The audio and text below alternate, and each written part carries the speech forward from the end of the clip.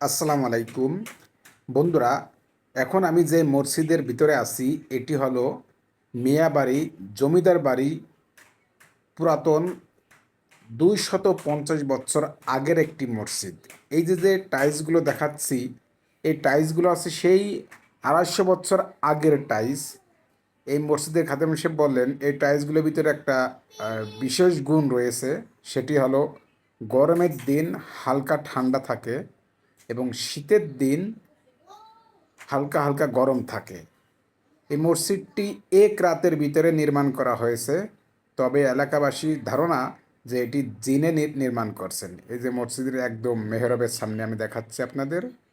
এই মসজিদটি এক রাতের ভিতরে তৈরি করা হয়, কিন্তু কে তৈরি করলো, কারা তৈরি করলো, সবাই ধারণা এটা জিনের মসজিদ।